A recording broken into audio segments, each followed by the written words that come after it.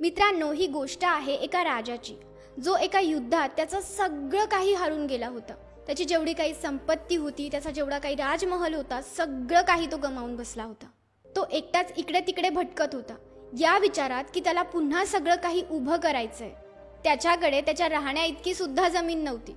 आणि अचानक एके दिवशी त्याला त्याचा मित्र राजा आठवतो, जो अत्यंत हुशार, दयाळू आणि दानवीर असतो. त्याच्याकडून जे काही मागितलं ते तो लोकांना सतत दान करत असतो. त्याला वाटतं की मी माझ्या मित्राची मदत घेतली पाहिजे, आणि तो त्याच्या मित्राच्या राज्यात त्याची मदत घेण्यासाठी जातो. जसंही हा राजा त्या दानवीर राजाच्या दरबारात पोहोचला, तो अतिशय खुश झाला, कारण ते दोघं मित्र होते. दानवीर राजाने त्याला आलिंगन दिलं, मिठी मारली, त्यांनी गप्पा केल्या. आणि त्यानंतर दानवीर राजाने त्याला विचारलं की काय झालं, माझी कशी आठवण काढलीस? मला माहिती आहे तुला माझ्याकडून काहीतरी हवं आहे, सांग, तुला जे हवं आहे ते मी तुला देईन. त्यावेळी हा सगळं काही हरलेला राजा म्हणाला की मला जमीन हवी आहे. दानवीर राजाने विचारलं की माग, किती जमीन पाहिजे तुला? त्यावेळी हा हारलेला राजा विचार करायला लागला की किती सांगू, किती मागू, 1 एकर मागू का की 2 एकर मागू? तो विचार करत होता की हा तर खूप मोठा दानी आहे. 5 एकर मागू का की 10 एकर मागू? तो विचारच करत होता. दानवीर राजा पुन्हा पुन्हा विचारत राहिला की अरे मित्रा, सांग, तुला किती जमीन हवी आहे? पण हा दुसरा राजा मात्र काही बोलतच नव्हता. त्यानंतर या दानवीर राजाला वाटलं की याला खरोखर जमिनीची अत्यंत गरज आहे, कारण हा सगळं काही गमावून बसलाय. हा दानवीर राजा म्हणाला की अरे मित्रा, ऐक, मी तुला एक दिशा दाखवतो, त्या दिशेने जा, आणि त्या दिशेपर्यंत जाऊन सायंकाळपर्यंत तू जिथेही जाऊन पोहोचून परत येशील, तेवढी जमीन मी तुला देईन. तुला सायंकाळपर्यंत तिथे पोहोचून परत यायचंय, तेवढी जमीन तुझी. हे ऐकून तो हारलेला राजा अतिशय खुश झाला. तो दरबारातून पटापट निघाला, त्या दिशेने चालायला लागला. आधी तर तो हळूहळू चालत होता, पण नंतर त्याने जोरात चालायला सुरुवात केली. आणि मग त्याच्या मनात विचार आला की नाही, मला जास्त जमीन हवी आहे. हा विचार करून त्याने पळायला सुरुवात केली. तो जोरात पळायला लागला. राजाला हे समजलं. राजाने लगेचच त्याच्या सेवकांना घोड्यावर पाठवलं की जा, त्याच्यासाठी पाण्याची व्यवस्था करा, त्याला तहान लागेल वाटेत. सेवक घोड्यावर निघाले त्या राजाला पाणी देण्यासाठी. हे घोड्यावर असलेले सेवक लगेचच त्याच्यापर्यंत पोहोचले. ते सेवक म्हणाले की घ्या, तुम्ही थकले असाल, पाणी घ्या.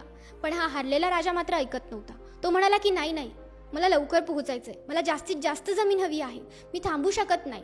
भर उन्हात तो पळत होता. पळता पळता त्या राजाला वाटेत जंगल लागलं. त्याने जंगलाचा एरियाही कव्हर करायला सुरुवात केली. तिथे त्याला एक नदी लागली. त्याने विचार केला की ही नदी सुद्धा माझी होईल. त्याने त्या दिशेने पळायला सुरुवात केली. हे सेवक मात्र त्या राजाचा पाठलाग करत होते, त्याला पाणी पिण्यासाठी सांगत होते. पण तो राजा मात्र कुणाचंही ऐकत नव्हता. तो फक्त आणि फक्त पळत जात होता. बघता बघता बराच वेळ झाला. सायंकाळ व्हायला आली होती. आणि मग त्या राजाला आठवलं की अरे, मला पुन्हा दरबारात पण जायचंय, तेव्हाच तर मला ही जमीन मिळेल. आणि मग त्याने युटर्न मारला आणि दरबाराकडे पळायला सुरुवात केली. हे सेवक त्याच्या मागेच येत होते, त्याला पाणी प्यायला सांगत होते, पण तो ऐकत मात्र नव्हता. त्याच्या सिंहासनाकडे गेला आणि अचानक ठेच लागून खाली पडला. आणि तो खाली असा पडला की त्यानंतर पुन्हा तो कधी उठलाच नाही. तो मरण पावला. मित्रांनो, ही गोष्ट कुठेतरी फक्त त्या हारलेल्या राजाची नाहीये, ती तुमची, माझी, आपल्या सगळ्यांची आहे. आपल्यातले बरेचसे लोक किंवा आपणही बऱ्याचदा फक्त पळत जातो. मला हे हवंय, मला ते हवंय, मला तेही हवंय, मला हेही हवंय, मला सगळंच हवंय. या सगळ्या लालसेपायी आपण स्वतःचा विचारच करत नाही ना, आपण आपल्या फॅमिलीचा विचार करतो. ते म्हणतात ना की तनाची भूक तर मिटून जाते, पण मनाची भूक कधीच मिटत नाही. मनाची भूक तेव्हाच मिटते जेव्हा आपण समाधानी होतो. म्हणजे आपल्याकडे सुद्धा असतं बरंच काही, पण तरी सुद्धा आपण त्याची मजा न घेता दुसऱ्याच गोष्टींमध्ये गुंतलेलो असतो. मला ते हवंय, मला हे हवंय. जे आपल्याकडे आहे ना, त्याची मजा आपण घेत नाही. आपल्याला नेहमी दुसऱ्याकडे काय आहे ते हवं असतं. नेहमी आपल्याला जास्तीचं हवं असतं. बघा, समाधान शोधायला सुरुवात करा. जेव्हा समाधानी राहाल तेव्हाच खऱ्या अर्थाने खुश राहू शकाल. याचा अर्थ असा नाहीये की तुम्ही काही मिळवू नका, काही मिळवण्याचा प्रयत्न करू नका. नाही, मिळवा, प्रयत्न सुद्धा करा. पण ते जेव्हा तुम्हाला मिळून जाईल तेव्हा समाधानी व्हायला विसरू नका, त्याचा आनंद घ्यायला विसरू नका. लगेचच दुसऱ्या गोष्टीच्या मागे लागून जाऊ नका, किंवा काहीतरी जास्तीचं मिळवण्यात आता तुमच्याकडे जे काही आहे त्यालाही गमावून बसू नका.